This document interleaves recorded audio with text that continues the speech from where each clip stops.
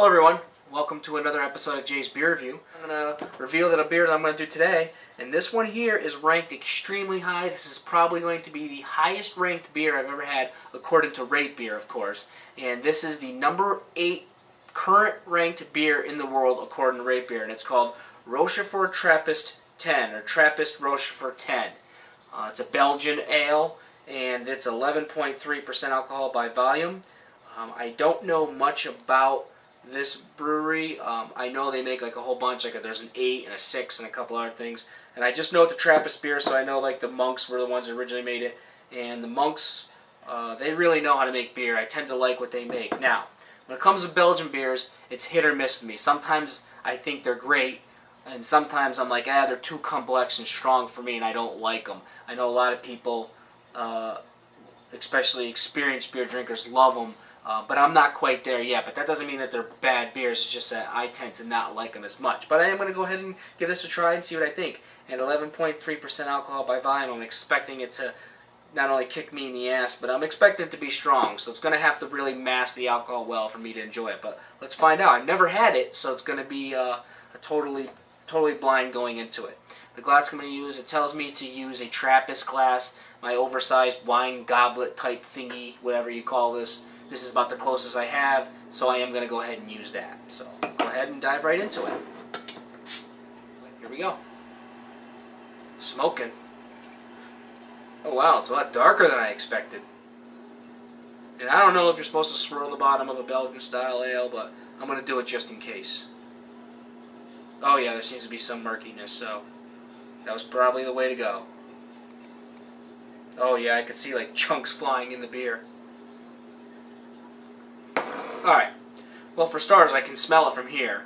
Like I said, a lot darker in color than I was expecting. It's actually very much on the brown side. I wouldn't call it black because it's not. It's more on the brown side, and it's really, really dark. You can't see through it at all, but it's got so much sediment and chunks in it going on. I mean, maybe chunks is the bad way to describe it. I would say more like, you know, maybe yeast sediment if that's what it's brewed with, but it's all, you know, all mixed out throughout the entire beer. The head is about a 2-finger head, and I was surprised how like fluffy it is because the bubbles are extremely small. I'll show you that up close. It smells excellent. I really smell like some dark fruits in that a lot, like maybe some plum and raisin. And there's even like a hint of maybe some sort of chocolate malt. I mean, it doesn't smell chocolatey, but a real nice sweet, like a really sweet dark fruit is what I'm smelling. Anyway, let's give this a world-class beer a try.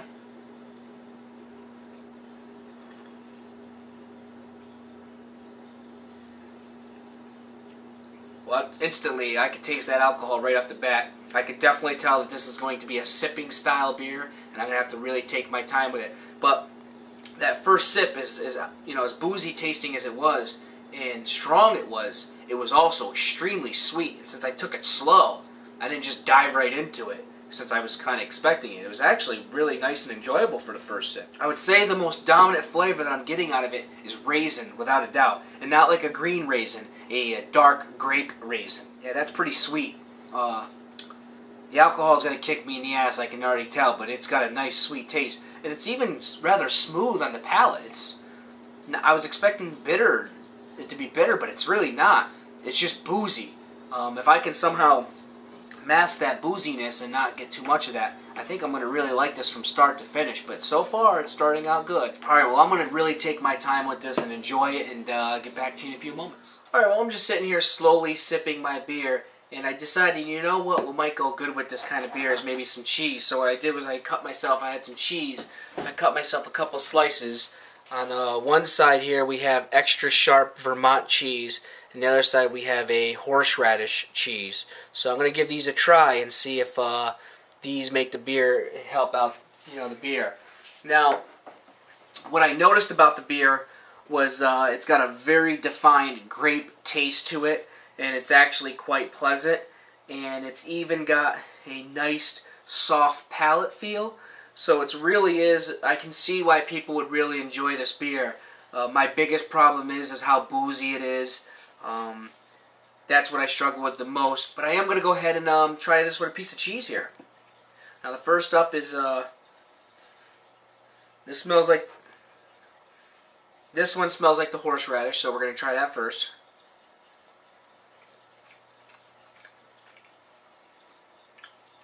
Definitely horseradish.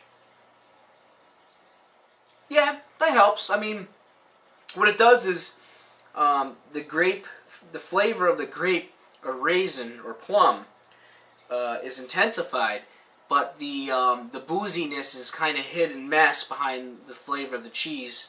So it does help it. Let's try the extra sharp Vermont.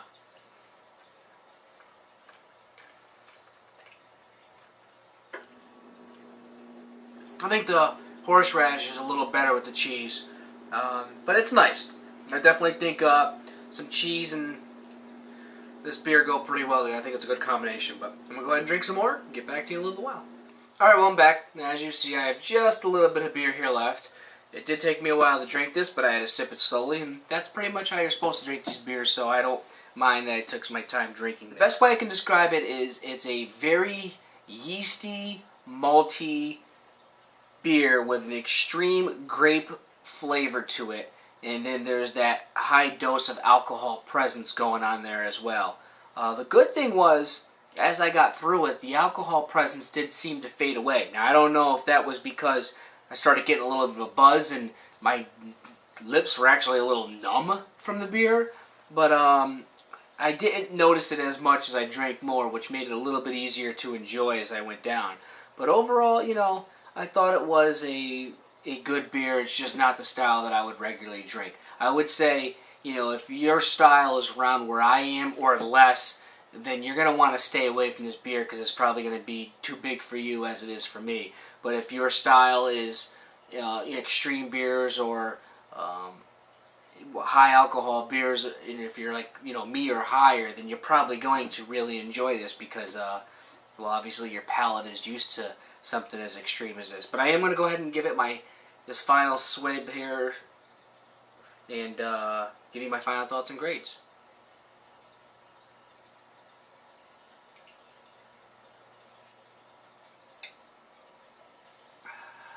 As far as final thoughts and grade, ooh, even like a little bit of, like a slight chocolate character to it as well. Then go with that grape and plum.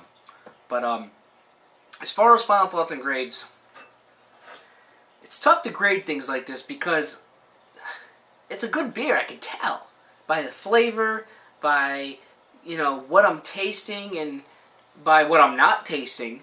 But it's not my style, so I'm like trying to determine what I would give it as a grade. I wouldn't call it a top-notch beer, but only because it's not my style, not because there was anything wrong with the beer. So I'm going to have to call this a very good beer, because, God, maybe that's not right either. It's more deserving than that, and anybody who thinks I'm crazy for calling it that, I accept that and I understand that, but it's just not my style of beer to really regularly enjoy. I probably wouldn't drink it again, but for trying it, I did really find it enjoyable. So that's why I gotta go with a very good grade, just because I didn't go, oh my god, gotta have this again. I was like, wow, you know what, this was good. It's better than I expected, but I'm not gonna go get another one. So that's why I gotta go with a very good grade, and I think I'm gonna stick with that. Again, that was the Trappistes Rochefort 10, and until next time, thanks for watching.